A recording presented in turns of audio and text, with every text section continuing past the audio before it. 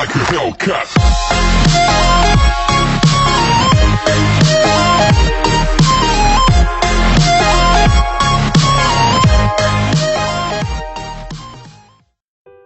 तो वहाँ आकर बान हायसंग का मैनेजर इसको इसकी कार की तरफ ले जाता है कि इन दोनों के ऐसे इकट्ठे खड़े होना ठीक नहीं है। तब शियोन गिरी हुई सिया को वापस घर जाने को बोलती है, पर उठते हुए सिया इसको रियलाइज करवाती है कि तुम्हें क्या लगता है वो तुमसे लव करता है? बिल्कुल भी नहीं, तुम खुद को धोखा दे रही हो। वो असली सिया को लाइक करता है। फर्श पर गिराकर तुम्हें तुम्हारी औकात याद दिला गया है कि तुम एक फैटी गर्ल हो जिसकी तरफ मुड़कर भी उसने देखने की कोशिश नहीं की। ये सारा रायता फैलाकर तुम काफी मजे ले रही हो, मगर असल में सिवाय चंद घड़ियों के बेवकूफ बनने के तुम्हारे हाथ कुछ भी नहीं आएगा। तब तक वहाँ पर बाकी की लड़कियों को लेकर मैनेजर वहाँ पर आ जाता है जिन्हें शो पर जाना था। सिया इनको शियोन की तरफ आते देखकर फौरन से वहाँ हटकर वापस चली जाती है। अपना काम खत्म करने के बाद शियोन टैरेट शॉप पर जाने का डिसाइड करती है क्योंकि वह सबसे काफी हट हुई थी। वो ऐसा कुछ भी नहीं चाहती थी। दूसरी तरफ से बान हायसंग शियोन को कॉल कर रहा था, पर शियोन इसकी कॉल रिसीव किए बिना ही शॉप पर पहुँच जाती है जहाँ टैरेट मास्टर के बजाय इसकी बेटी मौजूद थी और वो शियोन को इनके इस दुनिया से गुजर जाने का बताती है। शियोन को लगता है कि इसके विश मांगने की वजह से कि टैरेट मास्टर कभी वापस ना आए तो शायद इनकी डेथ हो गई और वो रोने लगती है, मगर इसकी बेटी इसको बोलती है कि ऐसा मत कहो, इसमें तुम्हारा कोई भी फॉल्ट नहीं है।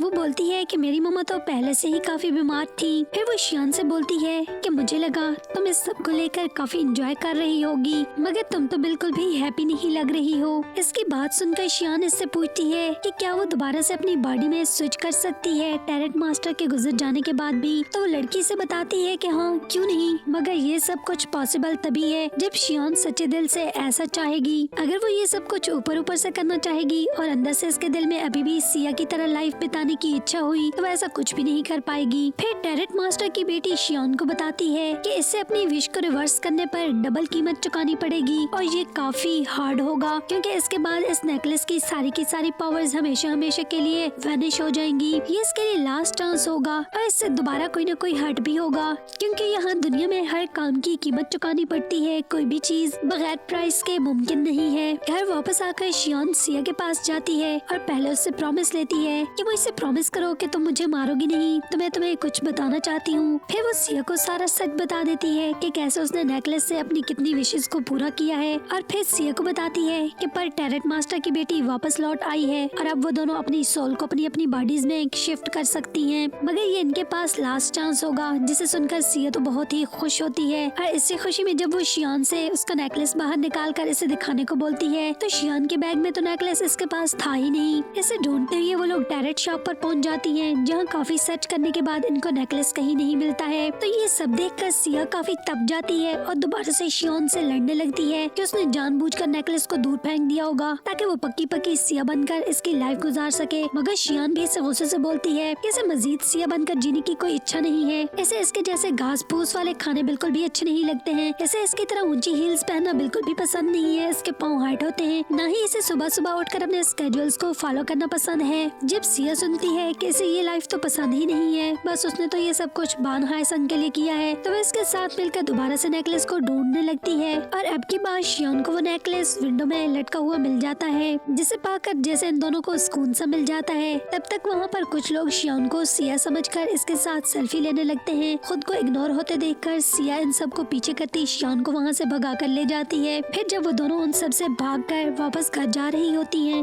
रास्ते पर अपने बचपन की बातें याद करते हुए एंजॉय करती हैं। अपने बचपन में जब तक वो 8 ईयर की थी वो एक दूसरे के साथ बेहद टची थी, हमेशा फ्रेंड्स की तरह रहा करती थी। मगर तब सिया की 8 ईयर में ही फिल्मों की सिलेक्शन के बाद वो काफी बदल गई थी और शियोन अकेले रहते हुए सारा दिन खाना खाने की वजह से ओवरवेट हो गई थी क्योंकि वो अपनी बहन और अपने पेरेंट्स दोनों से मुसलसल निगलेक्ट हो रही थी और अपना सारा टाइम सिंगिंग खाने पर स्पेंड करती थी। फिर सिया शियोन से पूछती है कि क्या वाकई में वो बान हायसंग को सच में बहुत चाहती है, तो वो बोलती है कि हाँ वो इसे बेहद चाहती है। तो सिया बोलती है कि इस बास्टर्ड खड़ूस बाय हायसंग को तुमने देखा ही क्या कि वो तुमसे लव कर बैठा। तब शियोन बोलती है क्योंकि ये तुम हो, कोरिया की मोस्ट फेमस ब्यूटीफुल फेरी नाउन सिया। उसने शियान को थोड़ी ना पसंद किया है। उसका दिल तो सिया पर आ गया। मगर इसकी बात सुनकर तन से मुस्कुराते हुए सिया बोलती है, ये मैं नहीं हूँ बल्कि ये तुम हो जिससे वो रियल में लव करता है, वरना मुझे तो वो एक आंख भी पसंद नहीं करता था। और फिर वो उसे बताती है कि जब वो असल में सिया थी तो उसने इसे कैसे ह्यूमिलिएट किया था।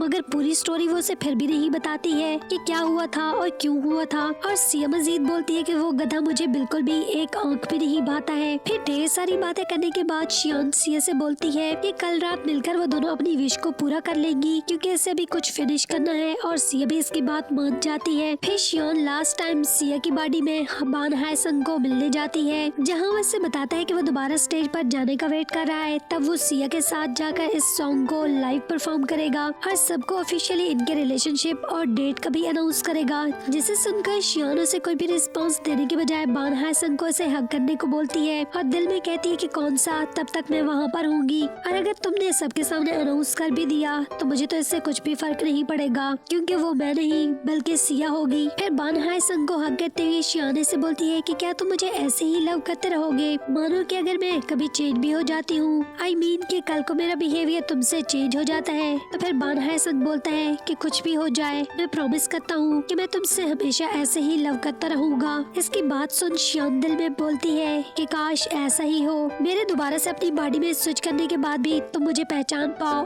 और मेरे पास लौट आओ और हमेशा ऐसे ही मुझे लव करते रहो। और फिर ऐसे लास्ट टाइम गुड बाय बोलकर वहाँ से चली जाती है। तो शियान और सिया घर वापस आकर इकट्ठे अपनी सोल्स को अपनी रियल बॉडीज में स्विच करने की विश करती हैं। और फिर इन्हें लगता है कि जैसे ही वो सुबह सोकर उठेंगी तो सब कुछ चेंज हो चुका होगा, मगर इनकी आंख खुलते ही कुछ भी नहीं बदलता है और वो दोनों दोबारा से एक बार फिर से एक दूसरे की लाइफ को एक्सेप्ट कर लेती हैं। सिया वैसे ही शियान बनकर स्कूल जाती है और शियान सिया बनकर मॉडलिंग एक्टिंग करती है और दोनों को अब एक दूसरे की लाइफ काफी अच्छी लगने लगी थी। दोनों के बीच सिस्टर वाला बॉन्ड भी काफी स्ट्रॉन्ग हो चुका था। न तो वो अब दोनों एक दूसरे से लड़ती थी, दोनों एक दूसरे की काफी हेल्प करने लगी थी। शियान ने सिया के डांस के लिए अपनी कंपनी मिरेकल गर्ल्स में ऑडिशन के लिए अप्लाई कर रखा था, जिसके लिए सिया वहाँ जाती है और अपने डॉक्यूमेंट्स पर नजर रखे हुए वह सामने दिखती शियान की ओर बढ़ती है। मगर जब सिया का ध्यान रोड पर नहीं था, रोड पर आती तेज गाड़ी को इग्नोर करके वो रोड क्रॉस करती शियान के पास जा रही थी। तब शियान देखती है कि दूर से एक तेज गाड़ी आ रही है तो वो सिया को बचाती। शियान का भी एक्सीडेंट इसके साथ ही हो जाता है। दोनों की आंख हॉस्पिटल में खुलती है। तब इन दोनों को पता चलता है कि इनकी सोल्स दोबारा से इनकी बॉडीज में स्विच कर गई थी। तब वहाँ पर टैरेट मास्टर डॉक्टर के हुलिये में आती है। सिया को तो इनके बारे में पता नहीं था, पर शियान टैरेट मास्टर को देखकर फौरन ही पहचान जाती है और इसे पता चल जाता है कि टैरेट मास्टर के दोबारा से लौट आने की वजह से इनकी सोल्स चेंज हुई थी। और सिया की शियान की बॉडी से दोबारा से अपनी बॉडी में स्विच कर जाने के बाद से वो दोबारा से बिल्कुल भी घमंडी और अकड़ू नहीं रही थी। वो शियान से बहुत लव करने लगी थी। इवन कि जब शियान बेहोश थी तो सिया उसके लिए काफी रो रही थी, उसे इसकी बहुत फिक्र थी। और इन दोनों के अपनी अपनी लाइफ में लौट जाने के बाद सिया बान हाय संग से लास्ट टाइम मिलती है और इसे ब्रेकअप कर लेती है। हालांकि अगर सिया चाहती तो वो बान हाय संग से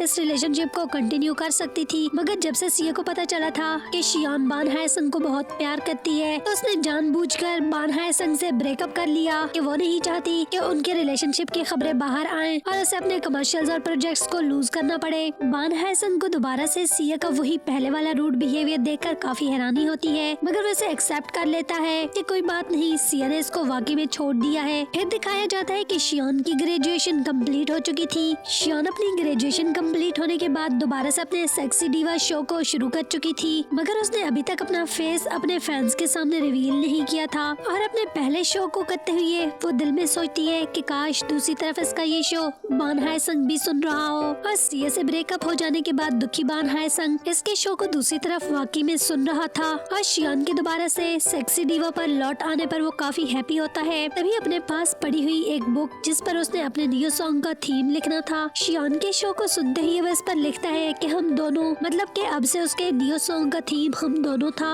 बान हाय संग की भी दोबारा से अपनी सिंगिंग की तरफ वापस लौट आने के बाद वो अपने बॉस के पास जाकर इसके न्यू सॉन्ग की रकम सारी की सारी चैरिटी में देने को बोलता है। मगर पहले तो बॉस राजी नहीं होता कि इस तरह से तो वो कंगले हो जाएंगे, मगर हाय संग का मैनेजर बॉस को जबरदस्ती राजी करवा लेता है और हाय संग इनको ये आइडिया देता है कि वो अपने इस न्यू ड्यूट सॉन्ग को लाइव आकर अपने किसी फैन के साथ सिंग करेगा। शियान को दूसरी तरफ रास्ते पर गाय सेवक मिलता है और इसे अपना नंबर देते हुए इसकी खैरियत मालूम करता है, मगर शियान शियान इसे मना कर देती है कि इसके बॉयफ्रेंड को अच्छा नहीं लगेगा कि मैं किसी और के साथ कांटेक्ट में रहूं, और गाय सेओक को रिजेक्ट करके वहाँ से चली जाती है क्योंकि शियान अब गाय सेओक से नहीं बल्कि बान हाय संग से लव करती थी। शियान खुद से बोलती है कि गाय सेओक तो बस इसकी एक गलतफहमी ही थी, उसका असल लव तो बान हाय संग है। सिया को जब पता चलता है कि हाय संग अपने किसी फैन के साथ मिलकर ड्यूट सॉन्ग करना चाहता है तो वह इस ऑडिशन में शियान के लिए अप्लाई कर देती है, पर वो शियान को नहीं बताती है, बस सिर्फ इसे इतना बोलती है कि उसे इसके साथ मिरेकल गर्ल ग्रुप में आना होगा जहाँ पर इसका एक ऑडिशन है। शियान को जिस दिन ऑडिशन के लिए जाना था तब इसे रास्ते पर पता चलता है कि इसका ऑडिशन हाय संग के साथ ड्यूट सॉन्ग के लिए हो रहा है, तो वो बहुत खुश थी। जब शियान को जजेस के सामने गाने के लिए बुलाया जाता है तो हाय संग भी वहाँ पर मौजूद था, पर वो शियान की तरफ देख नहीं रहा था,